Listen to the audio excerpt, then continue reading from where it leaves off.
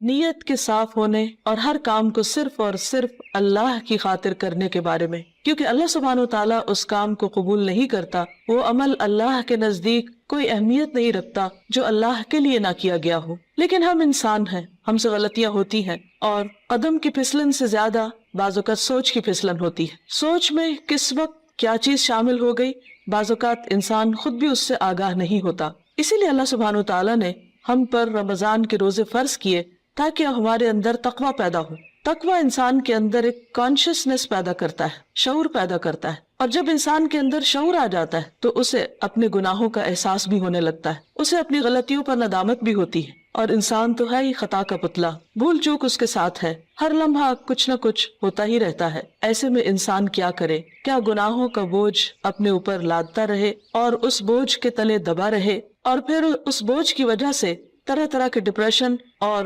غم اور دکھ کا شکار رہے؟ نہیں، اللہ رب العزت واسع المغفرہ ہے، غفور الرحیم ہے، وہ اپنے بندوں کے گناہوں کو معاف کرتا ہے۔ رمضان کا مہینہ اس اعتبار سے ایک بہترین موقع ہے کہ ہم سب اپنے رب کی طرف رجوع کریں، انفرادی طور پر بھی اور اجتماعی طور پر بھی، اور اپنے گناہوں کی معافی مانگے۔ اللہ تعالیٰ کا وعدہ ہے کہ جو شخص سچے دل سے گناہوں کی معافی مانگے گا، اللہ تعالیٰ اس کو ضرور معاف کر دے گا، اور اللہ تعالیٰ کو معاف کرنے میں کچھ مشکل نہیں۔ قرآن مجید میں اللہ تعالیٰ فرماتے ہیں، قُلْ يَا عِبَادِيَ الَّذِينَ أَسْرَفُوا عَلَىٰ أَنفُسِهِمْ لَا تَقْنَطُوا مِن رَحْمَةِ اللَّهِ إِنَّ اللَّهَ يَغْفِرُ الذُّنُوبَ جَمِيعًا۔ آپ کہہ دیجئے کہ اے میرے بندو، جنہوں نے اپنی جانوں پر زیادتی کی ہے، جنہوں نے خود پر ظلم کیا ہے، لا تقنطوا من رحمت اللہ، اللہ کی رحمت سے مایوس نہ ہو جاؤ، بے شک اللہ سارے گناہ معاف کر سکتا ہے۔ اللہ تعالیٰ کے لیے کچھ بھی مشکل نہیں۔ ضرورت اس بات کی ہے کہ بندہ سچے دل کے ساتھ، پورے اخلاص کے ساتھ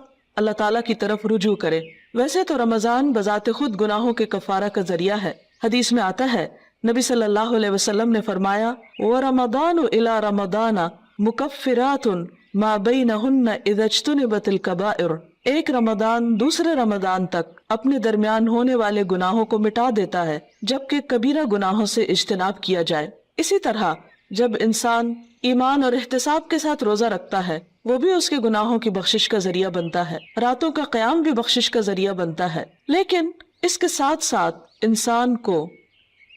پورے شعور کے ساتھ، پورے احساس کے ساتھ خود اللہ کی طرف رجوع کرنا چاہیے اور اپنے گناہوں کی معافی مانگنی چاہیے، خصوصاً کبیرہ گناہ، ان کے لیے معافی مانگنا ضروری ہے۔ اللہ تعالیٰ سے توبہ کرنے کا ایک طریقہ بھی بتایا گیا، اور وہ یہ کہ انسان اپنے گناہوں پر نادم ہو، شرمندہ ہو، ان کا اعتراف کرے، ان کو مانے، اور پھر آئندہ نہ کرنے کا وعدہ کرے، اور پھر اپنی زندگی کی اصلاح کر لے۔ انسان کی انسانیت اسی میں ہے کہ وہ اللہ تعالیٰ کی طرف رجوع کر لے اور گناہوں کا اعتراف کرے۔ انسان اور شیطان میں یہی فرق ہے۔ شیطان نے جب انسان کو یعنی آدم علیہ السلام کو سجدہ کرنے سے انکار کیا تو اس کے بعد جب اس سے پوچھا گیا کہ ما منعک الا تسجد اذ امرتک، اللہ تعالیٰ نے فرمایا کہ تمہیں کس چیز نے روکا تھا کہ تم سجدہ کرتے جبکہ میں نے تمہیں حکم دیا تھا، تو اس پر بجائے اس کے کہ وہ نادم ہوتا، اپنی غلطی کا اعتراف کرتا، وہ اکڑ گیا اور اللہ سبحانہ و تعالیٰ کو بلیم کرنے لگا۔ اس کے برعکس آدم علیہ السلام سے جب خطا ہوئی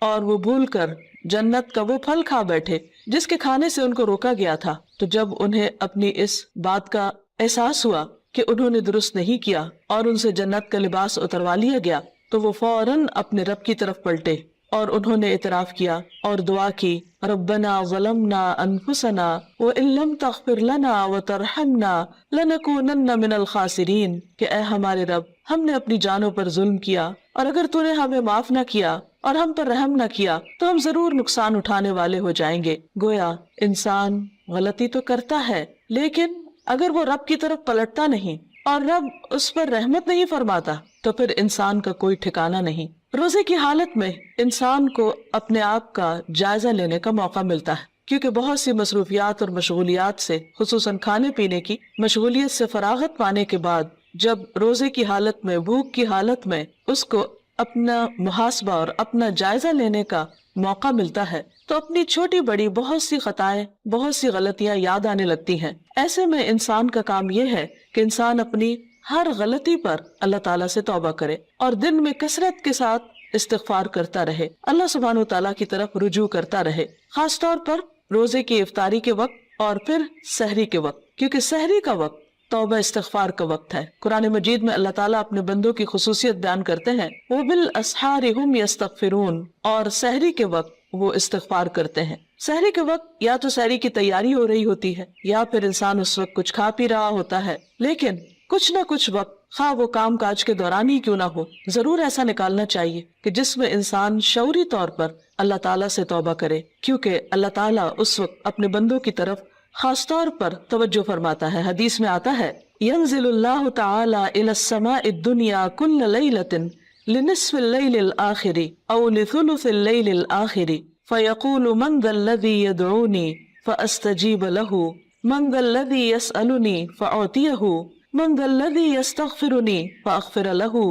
حتى يطلع الفجر۔ اللہ تعالیٰ ہر رات کو آدھی رات یا ایک تہائی رات کے آخری حصے میں آسمان دنیا پر نزول فرماتے ہیں اور ارشاد فرماتے ہیں کہ کون ہے جو مجھ سے دعا مانگے اور میں اس کی دعا قبول کروں، کوئی ہے جو مجھ سے سوال کرے کہ میں اسے عطا کروں، کون ہے جو مجھ سے استغفار طلب کرے اور میں اسے بخش دوں، یہاں تک کہ فجر طلوع ہو جاتی ہے۔ یعنی اس وقت خاص طور پر اللہ تعالیٰ اپنے بندے کی طرف متوجہ ہو کر اس کو پکارتا ہے کہ تم غلطی کرنے کے بعد میری طرف لوٹ آؤ۔ رمضان ایک مبارک موقع ہے کہ جس میں انسان سحری کے وقت اٹھ ہی جاتا ہے، تو اس وقت اللہ سبحانہ تعالیٰ کی اس پکار پر لبیک کہتے ہوئے اپنے گناہوں کی معافی مانگنی چاہیے اور اس کی طرف رجوع کرنا چاہیے، کیونکہ وَمَن يَغْفِرُ الذُّنُوبَ إِلَّا اللَّهُ، کون ہے جو گناہوں کی بخشش کرے سوائے اللہ کے۔ ہم میں سے کون ہے جو یہ دعویٰ کرے کہ اس سے کبھی کوئی غلطی نہیں ہوئی یا اس نے کوئی گناہ نہیں کیا؟ ہم سب خطا کار انسان ہیں اور ہم سے غلطیاں ہوتی ہیں، لیکن غلطی پر توبہ کرنا اور غلطی پر شرمندہ ہونا انسان کی فطرت میں ہے۔ اگر انسان اس فطرت کو مسخ نہ کر دے تو جو ہی کوئی گناہ ہوتا ہے، انسان کا ضمیر فوراً ہی اسے آگاہ کرتا ہے کہ تم سے غلطی ہوئی ہے اور انسان اپنے رب کی طرف پلٹنا چاہتا ہے۔ لیکن بعض اوقات انسان کا نفس اس کو دھوکہ بھی دے جاتا ہے، اور بجائے اس کے کہ انسان غلطی کا اعتراف کرے، انسان اپنی غلطی پہ پردہ ڈالنے لگتا ہے، اس کو جسٹیفائی کرنے لگتا ہے اور پھر غلطی پہ غلطی کیے چلے جاتا ہے۔ کیونکہ ہوتا یہ ہے کہ جب انسان ایک گناہ کر لیتا ہے، اللہ کی ایک حرمت کو پامال کرتا ہے، اللہ تعالیٰ کی ایک نافرمانی کرتا ہے، تو پھر اس کے بعد اس کی جھجک ختم ہو جاتی، اس کی حیا ختم ہو جاتی، پھر وہ دوسرے گناہ کے لیے دلیر ہو جاتا ہے اور پھر گناہوں کا سلسلہ چل پڑتا ہے۔ اور اگر انسان توبہ نہیں کرتا تو وہ ایک سیاہ نقطہ جو دل پر لگتا ہے ایک گناہ کی وجہ سے، وہ نقطہ پھیلنے لگتا ہے حتیٰ کہ گناہوں کے ساتھ پورا دل سیاہ ہو جاتا ہے اور پھر انسان کے اندر سے احساس بھی ختم ہو جاتا ہے۔ اس کے باوجود انسان کو مایوس نہیں ہونا چاہیے۔ جب تک انسان کی جان ہے، انسان کی سانس کا سلسلہ چل رہا ہے، اس کے لیے معافی کا دروازہ کھلا ہوا ہے۔ حدیث میں آتا ہے کہ ان اللہ یقبل توبۃ العبد ما لم یغرغر، اللہ تعالیٰ بندے کی توبہ قبول کرتا ہے جب تک کہ اس کے سانس اکھڑنے نہ لگے، یعنی دنیا سے رخصت نہ ہونے لگے، فوت نہ ہونے لگے۔ تو گویا ابھی اللہ تعالیٰ نے ہمیں جو زندگی اور یہ موقع دیا ہے، اس میں ہم واپس پلٹ آئیں، رجوع کر لیں، اللہ تعالیٰ کو راضی کر لیں اور کبیرہ اور صغیرہ دونوں طرح کے گناہوں سے معافی مانگیں۔ صغیرہ گناہوں کے کفارے کے لیے تو نماز، روزہ، حج، زکوٰۃ اور دیگر نیکیاں، امر بالمعروف، نہی عن المنکر، یہ چیزیں انسان کے لیے کفارہ بن جاتی ہیں۔ لیکن خصوصاً کبیرہ گناہوں کے لیے خاص طور پر معافی مانگنا ضروری ہے۔ مثلا کبیرہ گناہ کیا ہے؟ مثلاً اللہ سبحانہ تعالیٰ کے ساتھ شرک کرنا اور اس کے بعد والدین کی نافرمانی، والدین کو ناراض کرنا، ان کا دل دکھانا، ان کو پریشان کرنا، ان کی بات نہ ماننا۔ اللہ سبحانہ تعالیٰ نے ایک نہیں کئی بار اپنے حق کے بعد انسانوں میں سے سب سے پہلا حق جس کا بتایا وہ والدین ہے، اور اللہ تعالیٰ کی رضامندی والد کی رضامندی میں ہے اور اللہ تعالیٰ کی ناراضگی والدین کی ناراضگی میں ہے۔ والدین کو ناراض کرنا کبیرہ گناہ ہے، اور اگر انسان کی وفات اس حال میں ہو جاتی تو اس وقت تک معافی نہیں ہوگی جب تک کہ والدین معاف نہ کر دیں۔ حقوق و لباد کے سلسلے میں جو بھی حق تلفی ہوتی، خواہ والدین کی نافرمانی یا کسی اور کی، یہ بات یاد رہے کہ انسان کو اس وقت صرف اللہ تعالیٰ سے ہی نہیں، بندوں سے بھی معافی مانگنی ہوگی، یعنی بندوں کو بھی راضی کرنا ہوگا۔ والدین کے بعد باقی رشتہ دار، دوست احباب اور انسانوں میں سے کسی انسان پر بھی اگر کوئی ظلم یا زیادتی ہوئی ہو تو اس کے لیے توبہ استغفار اور اس کے ساتھ ساتھ اس بندے سے معافی مانگنا بھی ضروری ہے۔ اسی طرح زبان کے بہت سے گناہ کبیرہ گناہ ہیں، مثلا جھوٹ بولنا۔ اسی طرح غیبت، اور غیبت کیا ہے؟ کسی مسلمان بھائی کی پیٹھ پیچھے اس کی برائی کرنا، کسی پہ جھوٹا الزام لگانا، کسی کو تانا دینا، کسی کے بارے میں بدگمانی کرنا، کسی کا مذاق اڑانا، نقلیں اتارنا، یہ سب دوسروں کا دل توڑنے والی باتیں، یہ تہذیب کے دائرے سے نکلی ہوئی حرکتیں، اور ہمارا دین ان چیزوں کی قطعاً ہمیں اجازت نہیں دیتا۔ کسی کے ساتھ اختلاف کا ہو جانا، کسی کی بات کو ناپسند کرنا، یہ ہر انسان کا حق ہے، لیکن یہ سب کچھ دلیل کی بنا پر ہونا چاہیے، محض جذبات کی بنا پر نہیں، کہ ہم اگر کسی سے اختلاف کرتے ہیں تو پھر ہم اپنے لیے اس بات کو جائز کر لیں کہ جیسے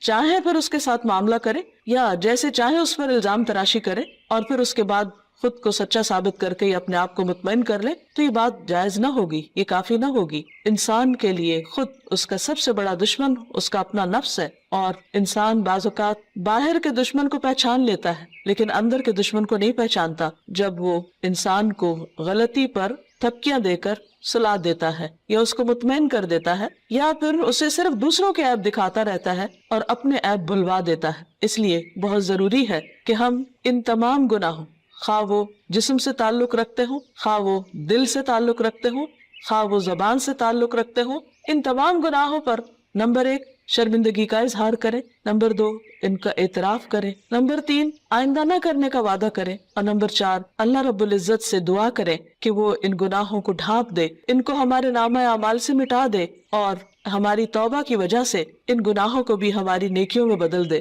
کیونکہ اللہ تعالیٰ کے لیے کچھ بھی مشکل نہیں۔ قرآن مجید میں آتا ہے وَهُوَ الَّذِي يَقْبَلُ التَّوْبَةَ عَنْ عِبَادِهِ، وہ اللہ ہی تو ہے جو بندوں سے توبہ قبول کرتا ہے اور اس کو پسند کرتا ہے کہ بندے اللہ کی طرف رجوع کریں۔ وَيَعْفُو عَنِ السَّيِّئَاتِ، اور وہ خطاؤں سے یعنی صغیرہ گناہوں سے درگزر کرتا ہے۔ وَيَعْلَمُ مَا تَفْعَلُونَ، اور وہ جانتا ہے جو کچھ بھی تم کرتے ہو، یعنی ہمارا کوئی بھی عمل خواہ وہ چھوٹا ہو یا بڑا، تنہائی میں کیا ہو یا سب کے سامنے، اللہ سے تو چھپا ہوا نہیں، پھر اس کے فرشتے لکھ بھی رہے ہیں۔ اس لیے بہت ضروری ہے کہ اللہ کے حضور حاضر ہونے سے پہلے ہی ہم اپنے ان گناہوں کو اپنے نامہ اعمال سے اپنے آنسوؤں کے ساتھ دھو ڈالیں، اور عجز و انکساری کے ساتھ اللہ کے حضور جھکیں، اور زبان سے بھی استغفار کرتے رہیں، اور اس کے لیے خاص طور پر استغفر اللہ، اللہم اغفر لی اور استغفار کی دیگر دعائیں پڑھنا بھی فائدہ مند ہے۔ اللہ تعالی ہمیں عمل کی توفیق عطا فرمائے۔